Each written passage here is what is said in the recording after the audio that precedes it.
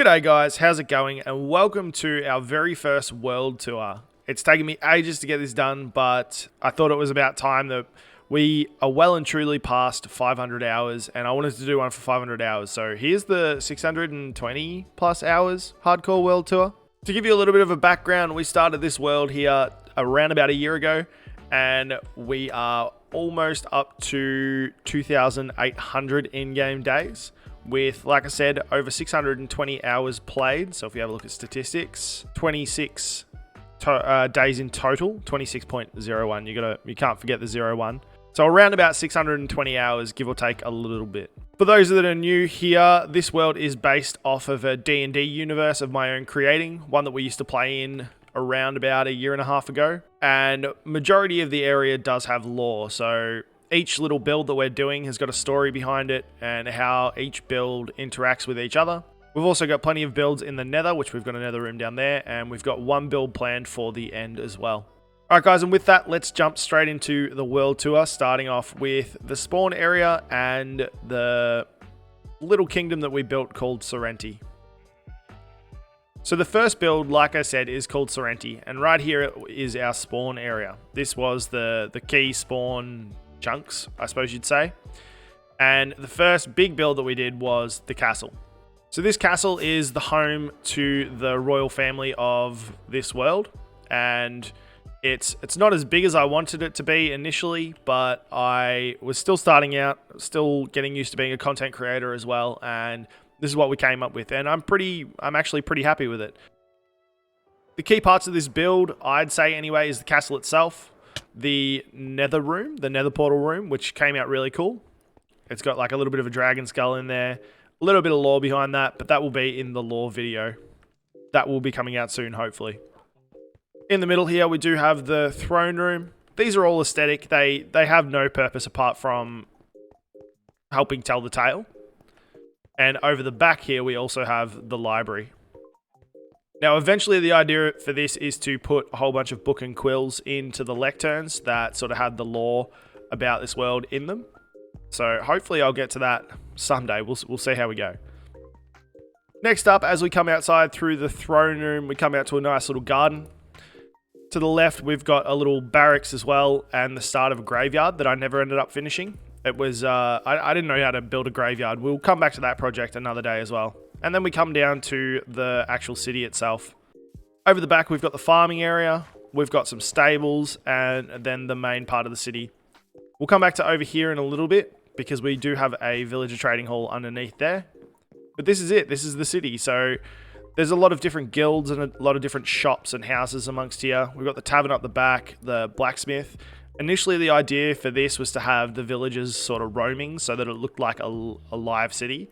I still haven't gotten to that point yet because most of the villagers I put in here do die. And that really sucks, especially in hardcore when you've got a zombie villager popping up occasionally.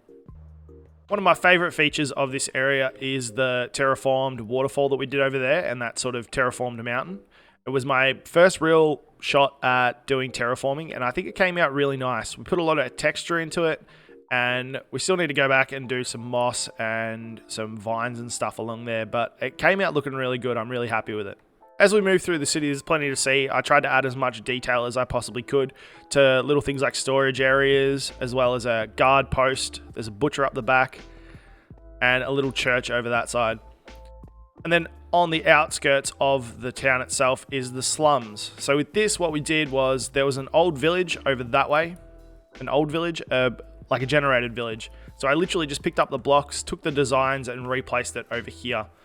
Out to the side, there's another little farming area that we're currently working on building up. And there'll be another house here and probably another one over that side. Alright, back in the town, we have the initial villager trading area. So we've got a couple about. We've still got some pretty good trades in this area here. So we've got a mending for one. And what has this guy got? Nothing. Maybe it was the respiration that I was grabbing. And protection 4. But then after this sort of served its purpose, we came underneath and made a little underground black market style thing using a proper villager trading hall design. We've got all of our enchanters here, a cleric, some stonemasons, and then the farmers for food. So we do have a pumpkin and melon farm, and we get that for the golden carrots. So it's a pretty good design. It didn't take too long to make, and it was easy enough to get them in there, so that was really good. Next up, we'll head back over to the front of the castle, or the back of the castle, and head across to the farming area. This is where I've put a lot of my sort of AFK farms. At the moment, we've got an iron golem farm that broke in the 1.16 update, I'm pretty sure. The villagers got out of their little glass container areas and fell down, and they're just wandering around somewhere here. They've probably died already. But this was pumping out a lot of iron, and we'll have to fix this someday soon. We don't need any iron at the moment. We've got a 62 furnace array system down there with a bamboo farm that powers it. The bamboo farm is made using a flying machine that you probably can just see. Chops the bamboo and then feeds it into the furnace system. It's really good. It cooks everything I need extremely quickly. It's the input chest and output chest, and it's all automatic. The bamboo comes down through a little feeder in there and feeds through the top into the system. This was one of the first proper redstone projects that we did in the world, and I was pretty happy with how it turned out, especially because I'm not actually that good at redstone. Over here we have the pumpkin and melon farm. I think that's pumpkin and that's melon. And as you can see down this way, it works. Oh, actually, we cleared it out recently. Well, there's a lot of melons. It works quite well. It's a really good setup. It is tierable, I think, anyway, so I could probably do more tiers up above if we think that we run out, but I'm happy with it for the moment. Up the top here is the creeper farm, and it turns out it's a spider farm as well, because I didn't set it up correctly, but that's actually come in quite handy because we've needed string before and it's worked out really well. AFK spot's way up there, and that's a little bit scary, but it's all good. Okay, so now if we drop down underneath the iron golem farm, we'll come back to this in a second. Underneath there used to be a slime farm, but I realized that I haven't used slime for pretty much anything for ages, so we've got plenty. We've got a little bit of a backup for it. And if we ever do need it again, I'll turn it back on. But for the moment, we've got plenty. And then this is the little bulk storage area. So this one is a auto storage area. You put whatever items you want to store in here, and they will distribute across all the different chests. We've got iron, we've got all of our different stones, actual stone, cobblestone, and then like precious items, I'd suppose you'd say.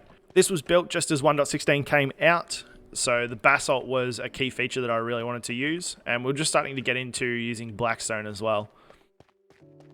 So for now, I suppose we move into the Nether and have a look at the projects that we've been doing in there. So in the Nether, we've got a little bit of a hub here. So this is the main gate to the castle, and then we've got a highway that stretches out to all the areas that we need to get to. There's still a lot more of the highway I need to build up to get to new areas that we've made, but it's doing its purpose for the moment. Out here was the first test with the new 1.16 blocks, 2 little houses to make as our starter bases for the Nether. Once 1.16 came out, I decided that we were moving into the Nether for a couple of months and doing a couple of big builds. So I needed a place just to sort of, call home basically. As we head over this way, we come to basically like the Piglin civilization. It's within the lore. I tried to work the Piglins in to be a part of the story. So we took a ruined bastion and we renovated it up so it's not ruined anymore, and created a little bit of a fortress for what we call the Nether King. So it's fully renovated. There's no holes left in it. Well, there shouldn't be anyway. And we'll head down to the bottom floor first, which is the war room. So this is the war room. We've got a nice little sigil motif up here. Big table that eventually I wanted to put a map on, but we lost that idea. And a sort of underground basement style thing. There was supposed to be extra things in here, like a captured witch for lore, and we need another book and quill. As you can see, I'm a little bit lazy with the book and quill. Down the bottom here, we have another little holding area. We've got a creeper and a skelly in there somewhere. Where's the skeleton? There he is. Over this side, we've got a villager. And there's 2 left. This one was supposed to be with a skeleton, but we ran out of time for that. And this one's just an open one. Just to have a little bit of a look around. You can see the villager in there. There he is. He's probably terrified. The rest of the rooms are basically just cosmetic. A great hall.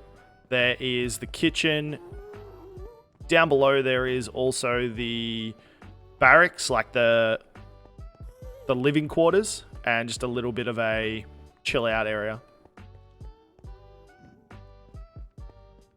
Moving up the top, we get to the foundry area, which is just where they basically collect lava.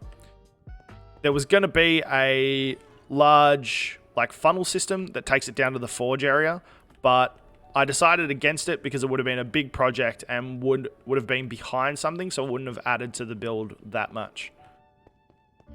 So at the moment, they're just really collecting lava, and that's about it. Now we're back up on the top, and we're looking at the centerpiece of the entire build, which is called the Eye of Orin. As I said, there is a nether god, and his name is Orin, and this is sort of his power conduit, basically. Each god has got a crystal that they use within the world to sort of give them power and show that show their dominion over the world. So in the overworld, we're building one that is a white crystal that will be for the goddess Oriah. And in the end, there will be I think it's a black crystal for the god of the end. Down the bottom here, we've got a little bit of a forge, which is, like I said, majority of these builds are part of lore. We do have some functional builds around the place, but majority of these ones are part of the lore. So we just did a nice little forge for the piglins, and we've got the lava coming down, cascading into the different forges, and a whole bunch of different ores around that they're playing with at the moment. We've had this guy captured here for quite some time now. I kind of feel bad for him. Over the back, we've got a piglin village that I tried to build to make it look like they had homes. And it was a lot harder to think of what piglins would actually have in their house. This took a little bit of clearing out, but I'm happy with it. Oh yeah, I forgot about this. The key feature of this is the void area. With shaders on it, looks like it's a big pool, like purple pool of water. It looks really cool. That's pretty much all we've built in the nether. Apart from that, there's a couple of different rooms that showcase where the nether portals are. So at the moment, we've got the end room, we've got the ocean monument room, and we've also got the nether fortress area, which sort of leads to a starter blaze farm kind of thing. So for now, we'll head over to the ocean monument and have a look at that. Over this way is our ocean monument farm, our guardian farm. It's probably not an ocean monument farm, but our guardian farm. Early on in the series, we came and drained out a full ocean monument and then placed an Iskall farm on it, I do believe. Initially, I built the farm wrong and it didn't really work, so we kind of abandoned the project, but I came back and tweaked it a little bit and it started working. So we're going to be revisiting this at some point in the near future. The plan for it is to have a rebuilt ocean monument on top that's made from different resources. So the jungle wood will be using a little bit of the prismarine as well, but making it look almost like a Lost Civilization style build. Over here is a failed mob farm build. For some reason, it just did not want to work at all. I tried it in many different areas all around the place, but it really just does not want to work. Next up on the list is the End Island, the main End Island where we fought the dragon. We have fought the dragon twice. As you can see, we've got one over there, and then the other one is holding a wither for a wither rose farm. I started flooding the End Island so that we could spawn proof from the Enderman for the wither rose farm, but now it's turned into a bit of a build idea, and we're going to be having a massive build here that will be coming soonish, I think.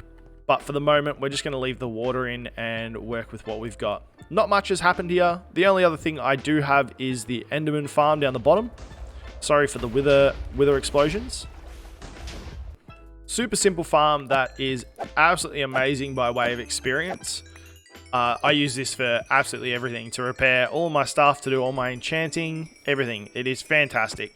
It's a little bit scary at times, especially when you're building it because you're so close to the bottom of the void, but it's fantastic. The only issue I do have with it is the ender pearls backing up. I don't have a system that's quick enough to throw out all the ender pearls, which kind of sucks, but what can you do? So that's pretty much it for the end. There's not too much here. There's going to be a lot of builds in the future, but for the moment, we're just steering clear of it. So heading out past the city now, there's a road that takes us out through this sort of the spruce forest and the birch forest into the dark oak forest. And this takes us to the next area within our builds, which is the Kardon Settlement. This area here is home to the Kardon Inn, so Kardon's Inn, sorry, which houses the Thieves Guild underneath it. So this is a pretty cool build that we've been working on for the past couple of months now, and it's come out absolutely amazing. I really tried to challenge myself on this build and tried different build styles, build with different blocks that I have never built with before. We'll come in and have a little bit of a look. The entire interior of this inn is decorated to the best of my abilities anyway.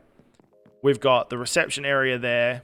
There's a tavern over this side with an enderman somewhere.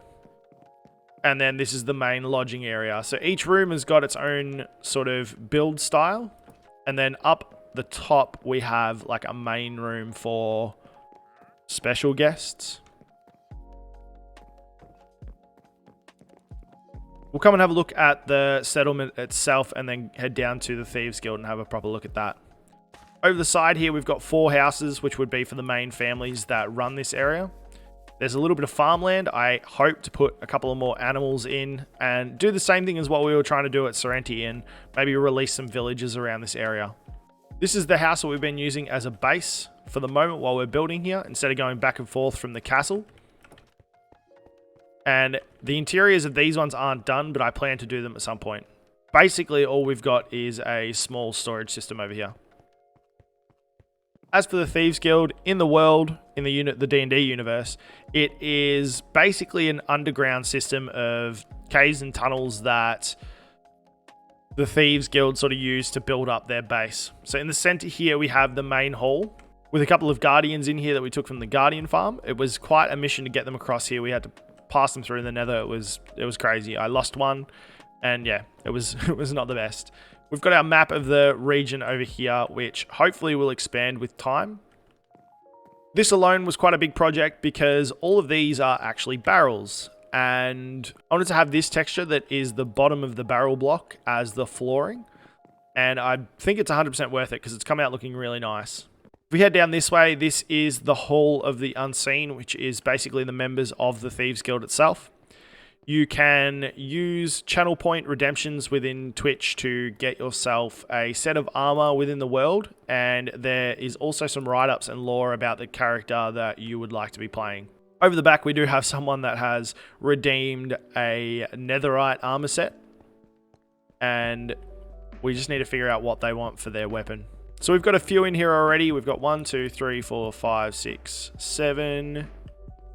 I'd say there's about 13 in here. There's a chance that we might have to put some more up the top. But this area here is looking absolutely fantastic. There are a whole bunch of different rooms throughout this area. There's some housing over this way for the Thieves Guild members. There's some storage that's left over from the builds. There's the Smuggler's Den at the back with a broken redstone door. And then one of the key features of the Thieves Guild is underneath. This Thieves Guild is underneath here. So within this Thieves Guild, we do have a crazy apothecary. Now, this is the auto brewer that we made up. I still haven't filled all the brewing stations up, but as you can see, it does work. We've got potions of night vision here. I just need to figure out exactly what we want for each area and then make that. Over the back, we've got the research facility, which needs to be redone. This is going to house some different mobs and different friendly mobs as well. And basically the apothecary will be doing research on these guys to try and figure out what they are, can we weaponize them, that sort of stuff. And then down below is his actual research facility. So we've got a nice little study area over here, brewing stand, brewing station over the back, and 2 containment units that would have a research subject in them. They'd get shot back up through the piping and placed back in their respective areas. And that is basically it for the Thieves Guild and Kardon's area. That's pretty much it for the entire world tour, actually. There's a couple of other little things around the place that have been built, but we don't really ever go there. But to end it off, we'll head over to the site of the next project, which we've just spent around about 4 hours starting to clear out. The path has started coming along. There's a lot of detailing to do to this area, but it should be a really good project. So as you can see, we've got a couple of beacons over here. I've leveled out this area. We still need to level out that mountain over there. And then over the back is going to be the entrance to a underground dwarven mine. and city. It's basically going to be a city. There's going to be 2 volcanoes, one there, and I think the other one's going up there. And those volcanoes will feed into the Dwarven Forge. And this is basically where all the best weapons and best minerals come from within this world. On this sort of plateau area here, there's going to be a bit of a quarry, I'm thinking. Either a quarry or a market of some description. And then this area down here is going to be a little bit of a mining village. Actually, we're going to do a quarry because that's going to be the mining village there. One of the key things we're going to have to do, I think anyway, is probably make a wither skeleton farm so that we can get more beacons. Because once we're in there, if we have a look at how big this mountain range is, it is absolutely massive. And we want to hollow out a lot of this so that we can build this underground city. So we're going to need a lot of beacons rather than just pulling down one beacon and replacing it constantly. Well, guys, that's going to be it for the world tour. I hope you have enjoyed it. We've done a fair bit of things, and there's been a lot of close calls, a lot of mistakes, plenty of things, and I really can't believe that we're actually progressing as far as we can into this hardcore world. If you want to check any of the videos out for this world, they're all on my YouTube channel. Pretty much nothing gets missed off of that. So definitely come across and have a look at those if you're interested. Anyway, guys, thank you so much for watching this little world tour. I'll probably be doing another one at around about 1,000 hours if we get that far anyway. And I think a lot's going to change in that time. This project here will probably be done. All of the roads and everything will be figured out. It's crazy. It's gonna look amazing, I think. Anyway, well, hopefully I see you in other episodes. Yeah, like I said, thank you for watching, and I'll catch you guys in the next one. All right, bye for now.